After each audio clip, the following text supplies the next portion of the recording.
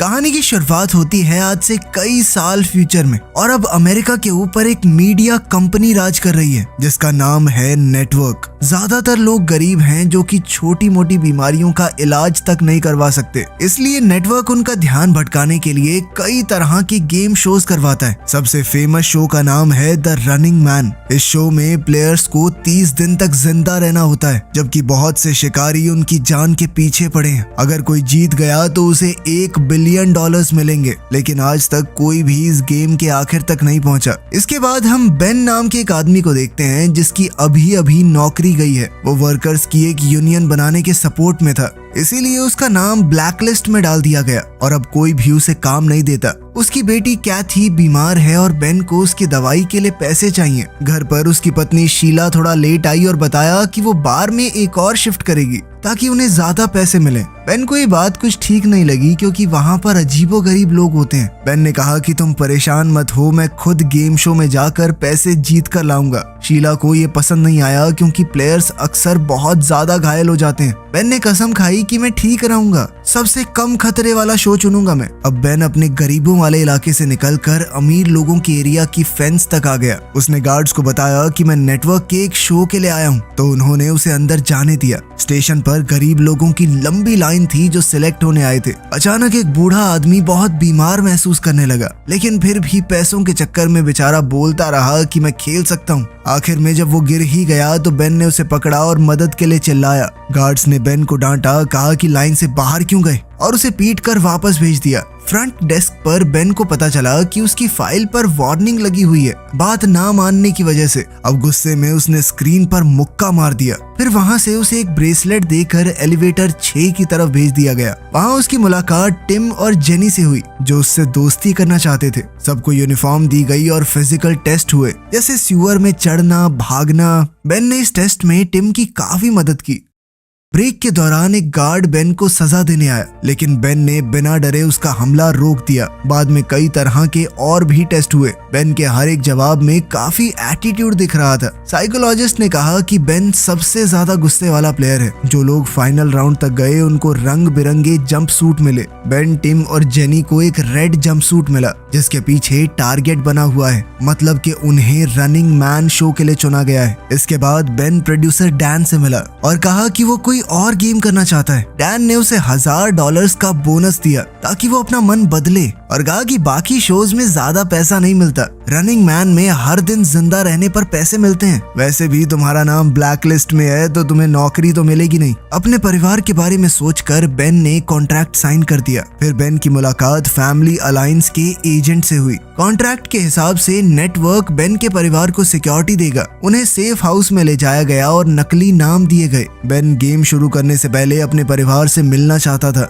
लेकिन उसे सिर्फ एक कॉल की ही परमिशन मिली। बेन ने शीला को कॉल की और कहा कि मैं रनिंग मैन शो कर रहा हूँ, चिंता मत करो, जीत कर आऊंगा। रात को बेन को जबरदस्ती एक लग्जरी रूम में रखा गया। एजेंट उसके लिए शीला का दिया हुआ एक एनवेलोप लेकर आया जिसके अंदर एक फैमिली फोटो और उसकी बेटी कैथी का एक छोटा सा मोजा था, उसकी अच्छी किस्मत के लिए। अगली सुबह बेन को एक रनिंग बैंड दिया गया। इस ब्रेसलेट में उसका बचा हुआ टाइम और कमाया हुआ पैसा दिख रहा था। शो शुरू हुआ और होस्ट बॉबी ने बेन को स्टेज पर बुलाया। बॉबी ने भीड़ के सामने झूठ कह दिया कि बेन पहले डिफेंस सिक्योरिटी में काम करता था और देश के सीक्रेट्स बेचता हुआ पकड़ा गया। स्क्रीन पर AI से बनाई हुई एक वीडियो भी चलाई गई। बेन ने इस सब के लिए मना किया, लेकिन बॉबी ने उसकी एक न सुनी। बाकी दुनिया को लगता था कि रनिंग मैन क्रिमिनल्स को सजा देने का एक तरीका है। वो ये नहीं जानते थे कि प्लेयर्स बेचारे मजबूर लोग हैं, अपने परिवार के लिए अपनी जान खतरे में डाल रहे हैं। आम लोगों को भी पैसा मिलता है अगर वो प्लेयर्स की लोकेशन बताएं।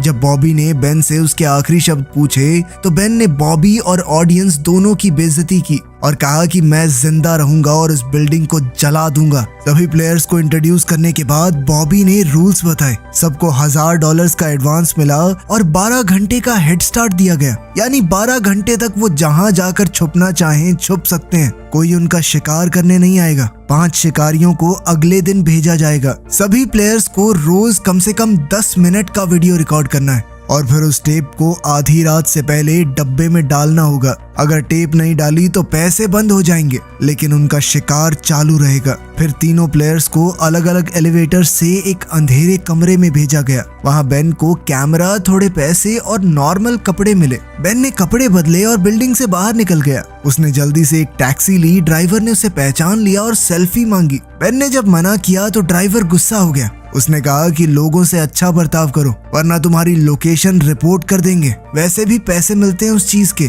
जल्द ही बेन गाड़ी से उतर गया और भागना शुरू किया। आखिर में बेन एक खाली बिल्डिंग में पहुंचा जहां उसका पुराना दोस्त मॉली रहता था, जो ब्लैक मार्केट के लिए चीजें बनाता है। बेन ने उससे 2 फेक आईडी और एक गन मांगी।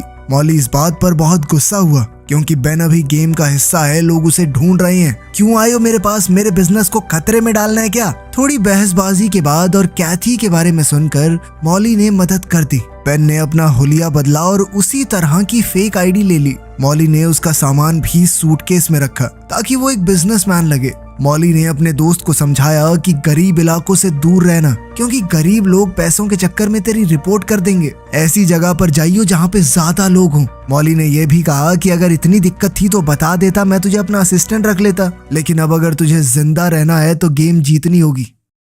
सुबह बेन ट्रेन स्टेशन गया। हर जगह तीनों प्लेयर्स के पोस्टर्स लगे हुए थे।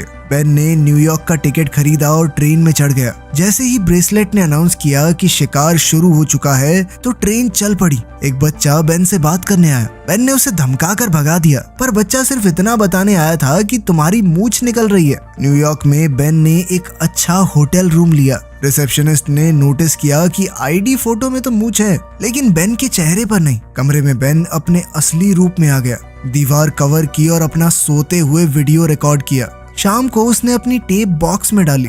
आधी रात को ब्रेसलेट ने बताया कि उसका पहले दिन का बोनस मिल गया है। उधर शिकारियों ने मॉली को पकड़कर टॉर्चर किया जब तक उसने फेक आईडी वाला नाम नहीं बताया। अगले दिन शिकारी बेन के कमरे में घुस गए और उसे गोली मार दी, लेकिन उसी वक्त बेन की आंख खुली और उसे समझ आया कि ये बस एक बुरा सपना था। टीवी पर दिखाया गया कि कैमरा टिम को फॉलो कर रहा है। टिम एक दुकान में क्लर्क के साथ फ्लर्ट कर रहा था। जैसे ही वो बाहर निकला, हंटर्स ने उसे आसानी से ढूंढ लिया और सीधा उसके सर पर गोली मारी। इसके बाद बेन ने 3 दिन के लिए और रूम रेंट किया। उसने अपना सारा सामान एक नॉर्मल बैग में डाला और खिड़की से नीचे कचरे के कंटेनर में फेंक दिया। फिर वो बिल्कुल नॉर्मल तरीके से होटल से बाहर निकला, अपना बैग उठाया और बॉस्टन जाने के लिए बस पकड़ ली। बॉस्टन में उसने एक गरीब आदमी से कुछ पुराने कपड़े और हॉस्टल के कमरे की चाबी खरीद ली। बेन चुपके से हॉस्टल के अंदर घुस गया और लिफ्ट में चढ़ गया। उसने ये नहीं देखा कि लिफ्ट के ऊपर आउट ऑफ सर्विस का साइन लगा हुआ था। लिफ्ट बीच में ही अटक गई दूसरे फ्लोर से पहले। बेन को अब जैसे तैसे बाहर निकलकर तीसरे फ्लोर तक पहुंचना पड़ा, जहां उसका कमरा है। कमरे की अलमारी के डब्बे में उसे एक च्युइंगम, सिगरेट और एक ग्रेनेड मिला। उसने अपना वीडियो रिकॉर्ड किया और ब्रेसलेट ने उसे याद दिलाया कि टेप बॉक्स में डालनी है, लेकिन बॉक्स के पास बहुत लोग खड़े थे। बेन नहाने के लिए तैयार हुआ और कॉमन बाथरूम की तरफ गया। बॉक्स के बारे में सोचते हुए अचानक से उसे याद आया कि बाहर खड़े लोगों में से एक चेहरा जाना पहचाना सा है। वो एक शिकारी है और अब सारे शिकारी ऊपर आ रहे हैं। किसी ने बाथरूम का दरवाजा खोल दिया और बेन छुप गया। अब वो शिकारी तीसरे फ्लोर पर पहुंचा और कमरे चेक करने लगा। शिकारी के जाते ही बेन बाथरूम में घुस गया और उसने कोशिश की कि खिड़की से देखे बाहर चल क्या रहा है, लेकिन खिड़की बंद थी। अपने बैग के बिना यहाँ से निकलना मुमकिन नहीं है। बेन ने दीवार से एक लोहे की रॉड खींचकर निकाली और जल्दी से शीशा तोड़ दिया। उसने गम की मदद से शीशे के टुकड़े रॉड पर चिपका दिए। अब कॉरिडोर में बेन शीशे की मदद से शिकारियों की पोजीशन चेक करता हुआ जा रहा था। अब शिकारी उसके कमरे में जाने ही वाले थे, लेकिन बेन चुपके से सीढ़ियों पर चढ़ गया और जोर से चिल्लाया, अरे वो टीवी शो वाला बंदा दूसरे फ्लोर पे भागा है, कोई पकड़ो उसे। और वो खुद नीचे जाने की बजाय ऊपर भागा और छत पर पहुंच गया। वहां से वो चमकते हुए साइन की केबल पकड़कर नीचे उतरने लगा। वो अपने कमरे तक पहुंचा और खिड़की तोड़कर अंदर घुस गया। खिड़की टूटने की आवाज सुनते ही शिकारी भी वापस आ गए। बेन ने जल्दी से कपड़े पहने और अपना सामान उठाया। जैसे ही बाहर खड़े शिकारी दरवाजे पर गोली चलाने लगे, बेन खिड़की से कूद गया और दूसरी केबल पकड़ ली। साइन अचानक झुकने लगा। तभी बेन ने देखा कि नीचे एक शिकारी उसके गिरने का इंतजार कर रहा है। बेन के पास अब कोई रास्ता नहीं है, इसीलिए वो पास के एक कमरे की खिड़की तोड़कर अंदर घुस गया। नेटवर्क का ड्रोन अभी भी उसे फॉलो कर रहा था। बेन ने कॉरिडोर में भागना शुरू कर दिया और शिकारी उस पर गोली चला रहे थे। जल्द ही बेन लिफ्ट तक पहुंचा, ड्रोन को पकड़ा और लिफ्ट के कंट्रोल पैनल पर जोर से दे मारा। रिकॉर्डिंग बंद हो गई और लिफ्ट दोबारा काम करने लगी। लॉबी में एक शिकारी ने उस पर हमला कर दिया। बेन ने तुरंत ग्रेनेड उठाया और छत के होल से ऊपर फेंक दिया। इससे जबरदस्त धमाका हुआ और लिफ्ट सीधा बेसमेंट में गिर गई। अब बेन के पास सिर्फ एक माचिस बची है। ज्यादा रोशनी के लिए उसने एक मैगजीन जला दी। चलते चलते गलती से एक रस्सी जल गई और आग और ज्यादा फैल गई। अब शिकारी कॉरिडोर में थे, इसलिए बेन ने फर्नीचर खींचकर दरवाजा ब्लॉक कर दिया और चूहों के पीछे सीवर में चला गया। अब शिकारियों ने अंधाधुंध गोलियां चलाई और एक गैस पाइप पर लग गई, जिसके बाद बेसमेंट में जबरदस्त धमाका हुआ। आग टनल में भी आ गई, इसलिए बेन को सीवर के पानी में कूदना पड़ा। पूरी बिल्डिंग ब्लास्ट में उड़ गई। बेन जब सड़क पर निकला तो उसे स्टेसी नाम का लड़का मिला। बेन ने उसे धमकी दी कि अगर किसी को बताया तो तू बचेगा नहीं, पर स्टेसी ने कहा कि मैं तो तुम्हारी मदद करना चाहता हूँ। बेन ने ब्रेसलेट चेक किया तो उसे पता चला कि ब्लास्ट में बहुत सारे लोग मरे हैं, जिस वजह से उसे पैसा भी बहुत सारा मिला है। थोड़ी देर बाद स्टेसी अपने भाई ब्रैड के साथ वापस आया। ब्रैड बेन को अपने घर ले गया और खाना खिलाया। ब्रैड के घर में भी एक बीमार बच्चा है, पर उसने मदद के बदले पैसे लेने से मना कर दिया क्योंकि वो नेटवर्क के खिलाफ था। उनके पैसे नहीं चाहिए थे उसे। ब्रैड ने बेन को अपना सीक्रेट वीडियो रूम दिखाया, जहां वो रनिंग मैन के एपिसोड्स का एनालिसिस रिकॉर्ड करके ऑनलाइन डालता है। जो प्लेयर्स पकड़े जाते हैं वो सब पब्लिक में दिखते हैं, इसीलिए सबसे जरूरी है बिल्कुल छुपे रहना। ब्रैड चाहता है कि बेन उसके साथ छुप कर रहे और आखिरी दिन का प्लान बनाए ताकि वो जीत सके। अगली सुबह बेन को उस इलाके में होने वाली बुरी चीजों के बारे में पता चला, जिनके बारे में सरकार कुछ नहीं कर रही, बस उन्हें छुपा रही है। गुस्से में बेन ने एक वीडियो बनाई और लोगों को बताया कि सरकार उनके बच्चों को मार रही है। जो सत्ता में बैठे हैं किसी की चिंता नहीं है उनको। बाद में शो के दौरान बॉबी कुछ बच्चों के साथ है और उसने बताया कि ब्लास्ट में मरने वालों के ये अनाथ बच्चे हैं। उसने बेन की टेप को इस तरह एडिट करके चलाया मानो बेन इन बच्चों का मजाक उड़ा रहा हो। बेन ने समझाने की कोशिश की कि ये सब नकली है, लेकिन ब्रैड की माँ को बहुत गुस्सा आ गया और उसने बेन को घर से निकाल दिया बिना उसकी बात सुने। ब्रैड और स्टेसी फिर भी बेन की मदद करना चाहते हैं। वो उसे गाड़ी की डिग्गी में छुपा कर ले गए। सब कुछ नॉर्मल चल रहा था, लेकिन तभी अचानक से डिग्गी पर गोली लगी क्योंकि 2 बाइक्स उनका पीछा कर रही थी। बेन ने ट्रंक खोलकर एक औजार बाइकर के चेहरे पर फेंका, जो कि वहीं गिर पड़ा। दूसरे बाइकर्स अभी भी गोली चला रहे थे। बेन फिर से ट्रंक में छुप गया और ब्रैड ने गाड़ी रोक दी। बाइकर्स टाइम पर नहीं रुक पाए और गाड़ी से टकरा गए। अब ब्रैड ने गाड़ी चलाकर दोनों को कुचल दिया। इसके बाद ब्रैड ने बेन को शहर के बाहर छोड़ दिया, साथ ही उसे एक बंदूक और अपने दोस्त एल्टॉन का एड्रेस दिया। थोड़े ट्रेन के सफर के बाद बेन अब एक और होटल में छुपा है और उसने टीवी पर अपनी नई टेप देखी। उसे पता है कि नेटवर्क वैसे भी सब कुछ एडिट कर देगा, इसीलिए उसने सिर्फ किताब पढ़ते हुए अपनी वीडियो बनाई। बॉबी ने जेनी की टेप भी दिखाई, जिसमें वो क्लब में पार्टी करती हुई दिखाई दी। अपना भेस बदल कर बेन आज की टेप को बॉक्स में डालने गया, लेकिन वहाँ पर मेल मैन खड़ा था जो उस पर शक करने लगा। उसने बेन के चेहरे के पास आकर बात करने के बहाने वीडियो रिकॉर्ड कर लिया। बेन उस पर झपट पड़ा और हमला कर दिया। फिर टेप जल्दी से बक्से में डालकर बेन भाग गया, लेकिन अभी भी एक गाड़ी उसका पीछा कर रही थी। बेन ने जंगल से भागते हुए फेंस पार की और जल्दी से चलती हुई ट्रेन में चढ़ गया। मेलमैन ने गोली चलाई, लेकिन बेन किसी तरह बच गया। कुछ देर बाद हम बेन को एक लंगड़े आदमी का नाटक करते हुए देखते हैं। वो लंगड़ा कर सड़क पर शो देख रहे लोगों के ग्रुप में खड़ा हो गया। उधर जेनी एक कसीनो में पकड़ी गई। वो कार से भागने वाली थी, लेकिन 2 लोगों ने उसकी गाड़ी में आग लगा दी और वो मर गई। कुछ देर बाद बेन आखिरकार एल्टॉन से मिला। एल्टॉन अपनी माँ के साथ रहता है। उसने बताया कि माँ की दिमागी हालत ठीक नहीं है, इसीलिए उनके ऊपर ज्यादा ध्यान मत देना। एल्टॉन बेन को अपने खुफिया कमरे में ले गया, जहाँ उसने नेटवर्क के खिलाफ पैम्फलेट प्रिंट किए। उसके पापा पुलिस में थे, पर सिस्टम के खिलाफ बोलने पर उनके ही लोगों ने उन्हें मार दिया। तब से एल्टॉन भी एक बागी बन गया। उसने बेन को बताया कि पूरे देश के स्ट्रीट लैंप्स में स्कैनर्स लगे हुए हैं जो डीएनए के छोटे से छोटे निशान को भी पहचान लेते हैं, इसलिए बेन को जमीन के नीचे छुपना चाहिए। उसके पिता ने कोल्ड वॉर के समय एक बंकर बनाया था, तो एल्टॉन चाहता है कि बेन वहां पर छुप जाए और गेम जीत ले। फिर जब तुम जीत कर सुर्खियां बटोरोगे तो अपने साथ हमारा रेबल न्यूज लेटर प्रिंट करना, ताकि लोगों तक हमारी बात पहुंच सके। बेन ने रात खुफिया कमरे में गुजारी और अपनी टेप रिकॉर्ड की। सुबह जब वो टेप डिलीवर करने गया तो एल्टॉन की माँ ने उसे देख लिया। उसने तुरंत बेन को पहचान लिया और रिपोर्ट करने की कोशिश की, लेकिन एल्टॉन ने उन्हें रोक दिया। लेकिन फिर उसे लगा कि ये उसके पिता का बदला लेने का मौका है, इसीलिए उसने खुद पुलिस को इन्फॉर्म कर दिया। थोड़ी देर में पूरे घर को पुलिस ने घेर लिया और हर तरफ दीवारों से गोलियां चलने लगी। माँ पुलिस को बताने की कोशिश कर रही थी कि बेन और एल्टॉन कहाँ हैं, लेकिन एल्टॉन ने अपनी माँ को कमरे में बंद कर दिया और साथ ही उसने अपने सारे ट्रैप्स एक्टिवेट कर दिए। जब पुलिस अंदर घुस गई, एल्टॉन ने फर्श पर पड़े इलेक्ट्रिक वायर्स पर पानी छोड़ दिया, जिससे कुछ पुलिस वालों को बहुत तगड़ा करंट लगा। फिर एल्टॉन और बेन सीक्रेट कमरे की दीवार तोड़कर भाग गए। जब पुलिस ने उनका पीछा किया तो एल्टॉन के बिछाए हुए जाल की वजह से पुलिस वालों के ऊपर कुछ केमिकल्स फेंक दिए गए और साथ ही आग लग गई। सीढ़ियों पर एक और जाल बिछा हुआ था, जिससे लकड़ी टूट गई और पुलिस वाले नीचे गिरने लगे। फिर एल्टॉन बेन को बाथरूम ले गया और दोनों शावर के अंदर लगे हुए पोल से स्लाइड करके नीचे आ गए। अगले कमरे में एल्टॉन ने फर्श पर एक सीक्रेट दरवाजा दिखाया और दोनों जल्दी से एक टनल में नीचे उतरे, लेकिन वहाँ एक शिकारी पहले से मौजूद था और उसने एल्टॉन को चाकू मार दिया।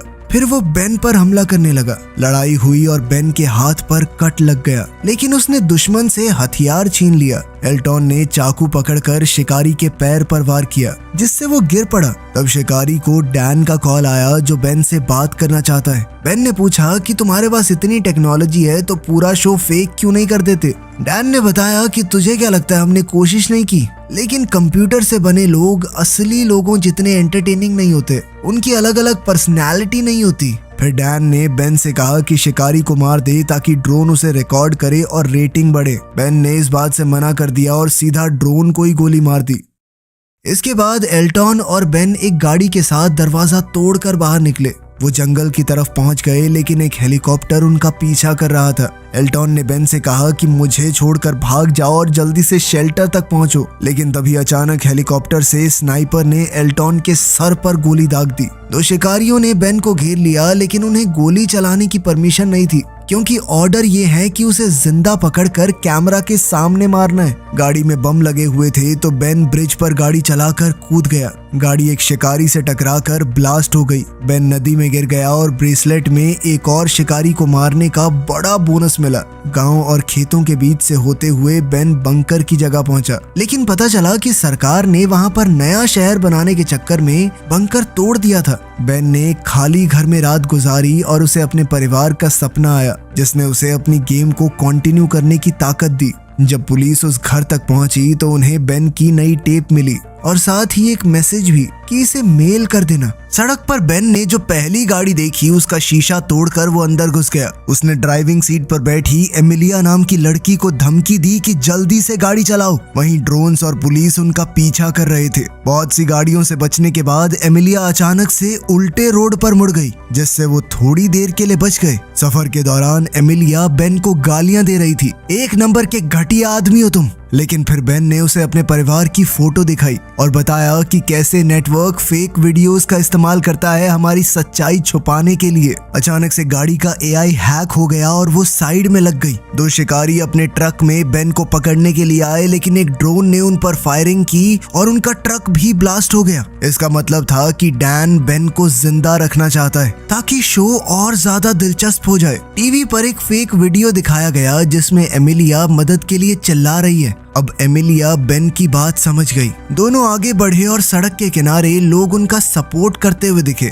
आखिर में उन्हें रोड ब्लॉक मिला जहां शिकारी लीडर खड़ा था। बहुत से ड्रोन्स रिकॉर्ड कर रहे थे तो बेन ने ऐसा नाटक किया कि मेरे पास बम है और वो नेशनल टीवी पर सभी सिविलियंस को मार देगा। उसने प्लेन और 2 पैराशूट मांगे और वहीं शिकारी को डील मान लेने का ऑर्डर मिला। एयरपोर्ट पर बेन ने एमिलिया से कहा कि तुम चाहो तो जा सकती हो, लेकिन एमिलिया ने मना कर दिया क्योंकि वो सच देख चुकी है। प्लेन में बेन ने शिकारियों के लीडर से मास्क हटाने को कहा। उसने एक बार को तो मना कर दिया, लेकिन जब डैन ने ऑर्डर दिए तो उसे मास्क हटाना पड़ा और कैमरा ने इवान के चेहरे को रिकॉर्ड किया। बेन समझ गया था कि ये पायलट्स भी आम तो नहीं होंगे, ये भी उसे मारना ही चाहते हैं। उसने कहा कि इस प्लेन को कनाडा ले चलो वरना उड़ा दूंगा इस प्लेन को। फ्लाइट के दौरान बेन ने इवान को बहुत सी बुरी भली चीजें कही कि तुम मासूम लोगों को मारते हो, शर्म नहीं आती तुम्हें। दोनों लड़ने वाले थे तभी एमिलिया बम के डर का ड्रामा करने लगी। तब स्क्रीन पर डैन आया और बताया कि प्लेन स्कैन हो चुका है, कोई बॉम्ब नहीं है, हमें पता है। अब इवान बेन पर गोली चलाने ही वाला था लेकिन तभी पायलट्स ने उस पर बंदूक तान दी। डैन ने इवान को डांटा क्योंकि वो बेन को एक बढ़िया तरीके से मारना चाहता है। फिर डैन ने अकेले में बेन को एक डील दी, अगर बेन इवान और सभी पायलट्स को मार दे तो वो नया शिकारी बन सकता है और हर साल उसे करोड़ों रुपए मिलेंगे। लेकिन बेन ने मना कर दिया। तब डैन ने उसे एक वीडियो दिखाई जिसमें उसकी पत्नी शीला और बेटी कैथी को शिकारियों ने मार दिया था। ये देखकर बेन पागल सा हो गया। वो चीख पड़ा और गुस्से में लैपटॉप तोड़ दिया। एमिलिया ने अपनी स्क्रीन ऑन की और देखा कि बॉबी बेन के परिवार की क्लिप दिखा रहा है। वो बोल रहा था कि शिकारियों ने उससे चिढ़कर सारे रूल तोड़ दिए, उसके परिवार को मार दिया। अब पूरी ऑडियंस बेन के साथ थी। एक पायलट ने ये समझकर बंदूक उठाई, लेकिन बेन ने पहले ही उसे गोली मार दी और उसे शील्ड की तरह इस्तेमाल किया जब दूसरा पायलट उस पर गोलियां चला रहा था। लड़ाई छिड़ गई और अब बेन पागलों की तरह सबको मारने लगा। इस सब में प्लेन भी थोड़ा आउट ऑफ कंट्रोल हो गया और नीचे गिरने लगा। बहुत कोशिशों के बाद बेन ने बंदूक वापस ली और शिकारी के सर में गोली दाग दी। नेटवर्क वालों ने प्लेन का कंट्रोल भी अपने हाथ में ले लिया और वो फिर से सीधा उड़ने लगा। बाद में बेन ने इवान को ढूंढा जो एक हैच में छुपा हुआ था। उसने भी अचानक से हमला बोल दिया। दोबारा लड़ाई छिड़ गई। बेन ने गुस्से में इवान का सर एक शीशे पर दे मारा। इवान ने टूटे हुए शीशे का टुकड़ा लेकर बेन के पेट में मार दिया और बताया कि मैं भी पहले एक प्लेयर था, 29 दिन तक जिंदा रहा था, इसीलिए नेटवर्क ने मुझे डील दी कि शिकारी बन जाऊं। इवान ने बताया कि नेटवर्क जरूरत पड़ने पर तुम्हारे परिवार को टॉर्चर तक कर सकता है और जो भी फुटेज तुमने देखी है मुझे नहीं पता, वो सब नकली होगी। अब तक समझे नहीं हो क्या? अब इवान बेन को गोली मारने ही वाला था, तभी प्लेन अचानक से मुड़ गया, जिस वजह से गोली एक खिड़की में जा लगी और अब प्लेन तेजी से नीचे गिरने लगा। इवान ने फिर बेन को मारने की कोशिश की, लेकिन बेन समझ गया कि उसने पैराशूट चुरा लिया है। बेन ने हैंडल खींचा और पैराशूट खिड़की में अटक गया। इसी मौके का फायदा उठाकर बेन ने चाकू से इवान को मार दिया। इसके बाद बेन ने एमिलिया को एलियट का रिबेल न्यूज़लेटर से भरा हुआ बैग दिया और दरवाजा खोलकर उसे पैराशूट के साथ बाहर भेज दिया। ड्रोन ने एमिलिया का पीछा किया तो उसने ड्रोन को गाली दी और न्यूज़लेटर हवा में छोड़ दिए। टीवी पर डैन ने अनाउंस किया कि बेन नया शिकारी बन गया है। बेन ने कैमरा से बात की और ऑडियंस को बताया कि नेटवर्क सोसाइटी को कंट्रोल करता है, इसलिए असली जवाब ये होगा कि लोग देखना ही बंद कर दें और पावर में बैठे लोगों के खिलाफ लड़ाई छेड़ दो। तभी नेटवर्क ने सिग्नल काट दिया और डैन ने तुरंत एडिटिंग की जिसमें ऐसा लग रहा था कि बेन जानबूझकर प्लेन को लोगों के ऊपर गिराने वाला है। ऑडियंस ने देखा कि प्लेन स्टेशन के पास आया और अचानक आसमान में ब्लास्ट हो गया। कुछ समय बाद ब्रैड ने एपिसोड का एनालिसिस किया और बताया कि कहानी में बहुत सी गलतियां हैं, इसलिए जो दिखाया गया है वो सच नहीं होगा। लोग गुस्सा हो गए और प्लेन का ब्लैक बॉक्स निकाला, जिससे असली वीडियो ऑनलाइन लीक हो गई। बेन की स्पीच और एलियट के न्यूज़लेटर की वजह से सोसाइटी ने रेवोल्यूशन को सपोर्ट किया और अब लोग नेटवर्क के पीछे पड़ गए। ब्रैड ने ये भी देखा कि प्लेन में ऑटो इजेक्ट सीट मिसिंग है, इसीलिए हो सकता है कि बेन अभी भी जिंदा हो। तभी हम मार्केट में शीला और कैथी को देखते हैं जो बिल्कुल ठीक हैं और थोड़ा सामान खरीद रही हैं। बेन के कमाए पैसों से उनकी जिंदगी आरामदायक चल रही थी। बाहर निकलते ही दोनों चौंक गए जब बेन बाहर उनका इंतजार कर रहा था। उधर टीवी स्टेशन पर होस्ट बॉबी गुस्से भरी भीड़ से डर गया और उसने नौकरी छोड़ दी। डैन स्टेज पर गया तो लोगों ने उस पर बम फेंकने शुरू कर दिए। रेबेल्स ने बिल्डिंग पर कब्जा कर दिया और हर जगह तोड़ फोड़ होने लगी। प्रोड्यूसर डैन ने भागने की कोशिश की, लेकिन एक केबल में उलझकर गिर गया। आग के बीच से बेन बाहर आया और डैन के सीधा सर में गोली मारी। इस पूरे करप्ट सिस्टम को खत्म करने के